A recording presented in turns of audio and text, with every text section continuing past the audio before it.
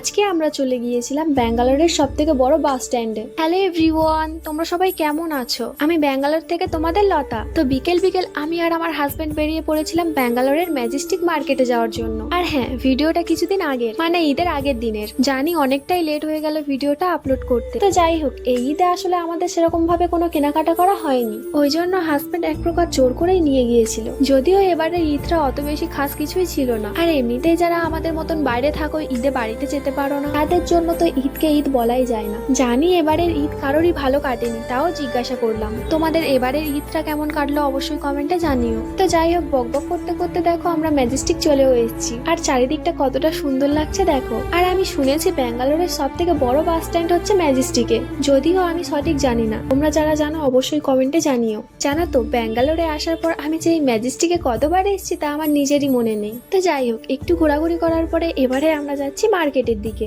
আর জানো তো, এখানে অনেক কম দামে সবকিছু পাওয়া যায়, জামা জুতো থেকে শুরু করে সবকিছু। আমি আগে বেশিরভাগ এখান থেকেই শপিং করতাম, এখন আর অত বেশি এখানে আসা হয় না। তোমরা যারা যারা আগে এখানে এসেছো অবশ্যই কমেন্টে একটা হাই করে দিও। আর যারা যারা এখানে এখনো আসোনি তারা অবশ্যই এখান থেকে একবার ঘুরে যেও। আর জানো তো, আজকে মার্কেটে মোটামুটি ভালোই ভিড় ছিল। তো যাই হোক, ভিড়ের জন্য আমরা সবকিছু ঠিকঠাক করে ভিডিও করতে পারিনি। তো এখান থেকে আমার জন্য একটা কটনের 3 পিস আর বরের জন্য একটা প্যান্ট নিয়েছিলাম, আরো টুকিটাকি অনেক কিছুই নিয়েছিলাম। তো এসব কেনাকাটা করতে করতেই অনেকটা লেট হয়ে গিয়েছিল, আর আমার আর ভিডিও করার মতো কোনো এনার্জিও ছিল না। তো যাই হোক, আজকের ভিডিও এতটুকুই। সবাই ভালো থেকো, সুস্থ থেকো, টাটা।